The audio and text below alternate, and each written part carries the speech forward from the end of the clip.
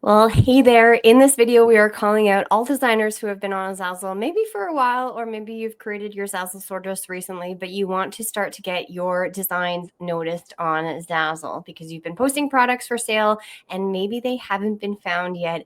And in this video, we're talking to you about the 3 main points to get your products noticed on Zazzle. My name is Jennifer Clarke, and I'm here with Elke Clarke, who is my mother, and we are a mother-daughter duo team who teach and mentor and coach creatives and non-creatives on how to make money online with Zazzle. And today we are speaking about how to get your designs noticed, which is really exciting because it's very frustrating sometimes when you're posting your products for sale and you hear crickets. There's nothing happening, and unfortunately you're not seeing the sales. You're working hours and hours long and you just don't know what's going on. And so in this video, we're going to be covering those 3 things that will hopefully help you get more views and get your products noticed. Yes, it is the question that we get asked a lot. And plus, it's the first thing that we do with our coaching clients in our programs is look and see what's happening, right? And obviously, if they're coming into our coaching program, more than likely that's what the problem is. For example, even our top seller, Brandon, who has now earned over, I guess he's almost at $750,000 in lifetime earnings US, which is a nice chunk of money. He was on Zazzle for 5 years and never earned more than $500 a year. So $2,500 in 5 years is like he was ready to give up before he decided to join our program. And then he realized, oh, I need to do some things to help me, first of all, get noticed, but also be delivering on the products that actually people are looking for within that niche. And so that's all tied in with our 3 things that we're definitely going to talk about here to help you. And just like Brandon, hopefully go from 0 crickets to earnings on the Zazzle platform. Remember, we can't make any income claims. This is educational. You have to make your own decisions. But we always are trying to get you to be empowered to make the best business decisions for you so that you can make the money that you want on the Zazzle platform. So we'll dive into number 1 because cover images are something that has popped up in the last couple of years on Zazzle, and it's something completely brand new. And coming from a perspective of where Elke and I first started out on Zazzle in 2008, 2007, but more so in 2008, cover images didn't exist. All you had to do was create your product and post for sale and get the right titles and tags, which we will be talking about as number 3, titles and tags. But number 1 is creating the cover images because this is something new and gives you the opportunity to compete within the marketplace by showcasing your product, which already has like a really great mock-up that Zazzle creates, but then adding your own spin to it really makes a big difference because cover images can be created in one way or another way, and one can showcase the product perfectly and then others can showcase something completely different, like where you have more background noise or the image that you've created that is trying to showcase your product actually doesn't really fit with the product. And what you're trying to do here by creating a cover image is to allow the customer to see what the product would most likely look like in real life, because we are coming from the print on demand space where you can't physically touch something, you can't look at it and feel the texture, you can't really imagine it in real life. You're selling a digital product online, which actually then becomes a physical product, which is kind of interesting. However, these cover images are a make or break for your product. And if you have yet to figure out your own way to create those cover images, then you have to do some research on some programs or platforms, or even use sort of a Photoshop program to make your product even more enticing. Because even if you have the most amazing product out there, if you don't create a cover images that looks nice for the customer to really relate to, then unfortunately you might be actually leaving money on the table just because of that image, which I know it's a bit frustrating for some people because when you're on Zazzle, you're like, all I have to do is create this product, but now I have to do this extra amount of work to sell my product. And a lot of people are not happy about it. But to be honest, it is something that take the extra couple of minutes to do this cover image because it could literally change this product from being 0 sales to a runaway bestseller. And we've had some clients who have had that because of their cover image. All of a sudden, they have this visualization with their customer, and it just really attracts the customer. And because of this image that they've posted on top of their product to showcase it, has made them so much money. And we have the stats for that, right?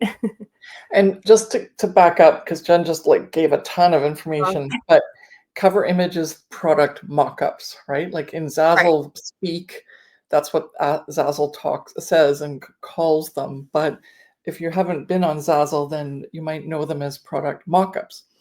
The other thing that I wanted to point out is Jen's right. Like even though when we first started out, we didn't have these, Zazzle did have a few to give us that option to just make it look as if, how could I look and see this on a person wearing a t-shirt or something like that.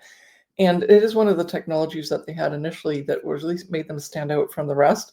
So Right. it's not like Zazzle's never had mock-ups, but as even Jen and I, when we first started, we go like, these are good enough. And the other day, a client actually goes like, well, why can't I just take like a zoomed in shot of that? That because they still have those on the, when you make your products, they still have those, but it's not as lucrative as it is to, and actually Zazzle discourages you from doing that.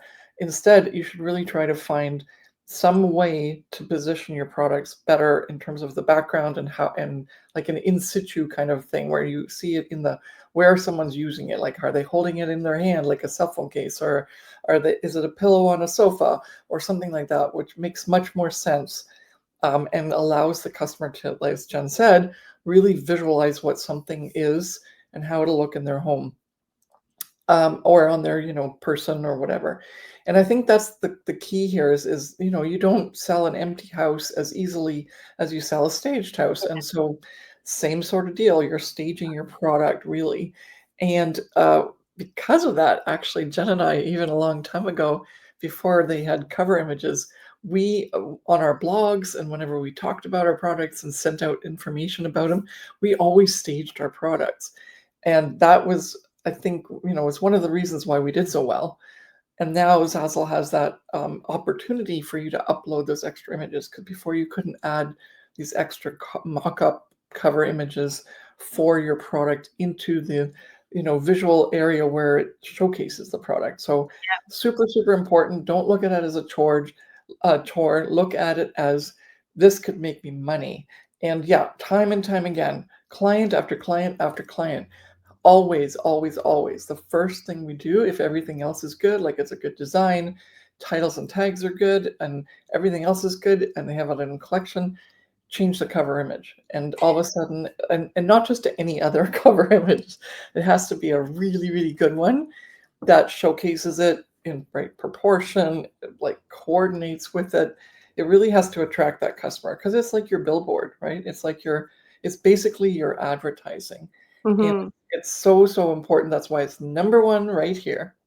And it just actually brings me back as a memory just really quickly before we jump into number 2. When we first created one of our first courses, part of our course material was to actually get some of our clients, if they felt the need to order some of their own products and then take pictures of them. Because I remember we only had the option to do the media files, which was like this really cool portfolio of a folder of pictures on our homepage. You couldn't actually attach images to each of the individual product pages. And I just remember ordering some of my own invitations and then putting them out on my floor or on my table and taking pictures and then uploading them so people could see that they can be real things, right? Because that was always the struggle to get people to understand that once you buy this digital thing on the computer, then it actually becomes some sort of physical product in the end. So yeah, it's very interesting now where the technology has come, where it's easy to even create one of these mock-up photos in Canva or Photoshop, and it's not that hard. So definitely take advantage of that when you can, and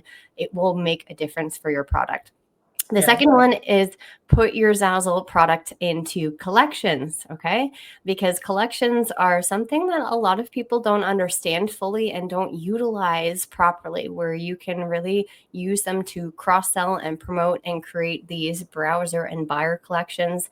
We've talked about that actually on this channel before, where you are trying to allow the customer to have that buying experience. Remember when you go to the grocery store and you think that you have everything on your list, but then when you go to some sort of section in the grocery store, or even like a department store, and they have all of the other accessories or things lined up with the one thing that you need, you're like, oh, well, I don't mind spending an extra $10 on this matching pair of earrings that go with my sweater. Or at the end, when you're at the checkout, when they have the chocolate bars and the pieces of gum and all of that stuff, like maybe I might need those things. And so think about that in like real world terms, where in your Zazzle store, creating collections allows your customer to come to that product and browse, but then also realizes, hey, maybe I need some other things that go along with this product. And that's where your multiple sales come in. Plus, on top of that, it is allowing your product to be seen more, because if one product has a lot of weight, we call it, or a lot of traction where it's already popular in the marketplace, you can utilize that popularity of the product to sell other products that might not be as popular because it's in the same grouping, if that makes sense. Yeah, it is a very strategic way to get other products seen, because of the other product that is already visible, and people are going to it anyway. So it's like the best tool ever that Zazzle put together to have these collections. And when Elke and I first started out on Zazzle, collections didn't exist either. And so we had to make our own workaround where we would put links in our description and all of those things to cross promote our sales. And yeah, so thankfully Zazzle has now created these collections, which if you are new to Zazzle, like Elke mentioned in the last point, it's more of like an equivalent of creating a Pinterest board or some sort of grouping of products, if you're familiar with Pinterest, where everything is all there. So you can just browse and see what's in that collection and pick and choose and add to your cart. But don't put every product in the No, collection. Yeah, no, collections just need to be whatever people would strategic. like, right? Like they don't have, I mean, they have a little bit of everything at the checkout. Like they have some deodorant, they have some chocolate bars, they have matches and Hand lighters sanitizer. and like tape and nails or whatever, but it's just one of all the things you might have missed. It's not, but so, and strategy of collections is something we geek out on. We were just talking to our one-on-one client this morning, and it took an hour for us to really get completely clear on everything that this person could do with the collection and that one product that's selling. So collections are very deep. That's why we have like little mini mind training for that, and also we do a lot of training in the masterminds and one-on-ones, etc., as well as the coaching client. People get some advice, but as you get deeper and you get more and more money churning out, and you have bigger and bigger bestsellers, that's when collections even become even more so important to get other products seen and increase your revenue. Mhm. And that brings us to point number 3, which is SEO optimization for your Zazzle products. And I have here in quotation marks tags, but this also includes your title too, because whenever you create a Zazzle product, because we are working on the internet and the online space, we are literally creating web pages that can be searched by Google bots, by any sort of search engine, not only just being in the Zazzle marketplace. And so you can have, for example, your product be found when someone searches some search terms on Zazzle, but then because the internet exists, you're able to be found on Google as well. And so if you have the most amazing product designed, beautiful product, perfectly done with all of your templates, it looks awesome. Unfortunately, you won't be able to be found if you don't have the proper titles and tags here, because that's adding those tag words to your page and to your product. And so, of course, you know that when you search for something, you always have to think about the customer's mind and their mindset on how they might be searching for your products. Because if you label it completely differently than what it's actually meant for, unfortunately, your product won't be found. And that's one thing that we teach our clients on a daily basis, because your title and your tags are so important for your product to be seen and purchased by your customer. Just remember, consider each one of the products that you post like a web page, a blog, right? Hmm.